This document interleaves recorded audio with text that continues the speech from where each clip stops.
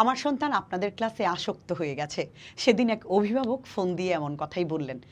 এই কমেন্ট বা এই আমাদের সম্পর্কে এইরকম একটা কথা আমি জাস্ট মানে অভিভূত হয়ে গেছি। এমন হতে পারে? আমি খুবই খুশি হয়েছি। এই কমেন্টটা করেছেন আমাদেরই 7 এর কোর্সের এক গার্ডিয়ান।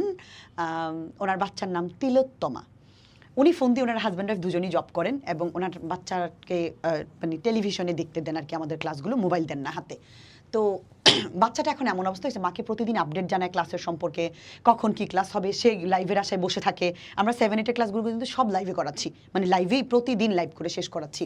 তো 2 ঘন্টা করে আমরা ক্লাস করে, কোনো দিন 2 ঘন্টা 20 মিনিটও লেগে যায়। বাচ্চারা ওয়েট করে। ওই বাচ্চাটার অবস্থা এমন হয়েছে, ওর মা ফোন দিয়ে বলছে যে আমার মেয়েটা এতটাই মুগ্ধ যে আমি যে দূরে থাকি এটা আমার মনেই হয় না, আমার মনে হচ্ছে বাসায় একজন টিচার দিয়ে রেখেছি এবং সেই টিচার আমার বাচ্চাকে মনিটর করছে। ও মানে আনন্দের সাথে ওর মাকে ফোন দেয়, মা আজকে এটা করিয়েছে সেটা করিয়েছে, হোমওয়ার্কগুলো জমা দিচ্ছে, মানে তিলোত্তমা নাম দিয়ে আমরা তো হোমওয়ার্ক জমা নেই বাচ্চাদের, অসাধারণ নোট করছে। মানে ওনাদের এই কমেন্টগুলো মানে মাঝে মাঝে আমার কান্না আসে যে আমি সত্যিই কি এতটা পারছি।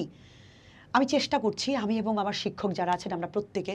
আপনারা আবারও বলি আমাদের জন্য দোয়া করবেন। আপনারা পাশে না থাকলে আমি কখনো কোনো দিন পারতাম না এই জায়গায় আসতে এতটুকু। 7 এবং 8 এর জন্য এই প্রথম কোর্সে নিয়ে এতটা সাড়া পাবো আমরা কল্পনাও করতে পারিনি। 8ম শ্রেণীর এক বাচ্চার সেদিন রোদস্বীর মা ফোন দিয়ে খুব প্লিজড, আমাদের একটি করে ক্লাস শেষ হয়, একজন অভিভাবক আমাদেরকে ফোন দিয়ে তাদের কমপ্লিমেন্ট জানায়। আমরা যদিও অনেক বড় মানুষ, বাচ্চাদের চেয়ে বাচ্চাদেরকে উৎসাহ দিতে হয় আমরা জানি সব সময়, কিন্তু আমি দেখেছি তারা যখন আমাকে ফোন দিয়ে কমেন্টগুলো বা এই কথাগুলো শোনায় আমার স্টাফের কাছে বলে, আমি সত্যিই খুব খুশি হই, মন থেকে খুশি হই। আমার মনে হয় কাজ করার অনুপ্রেরণা আরও বাড়ে। আপনারা দোয়া করবেন, গঠনমূলক কমেন্ট করবেন। ভালো থাকুন সবাই।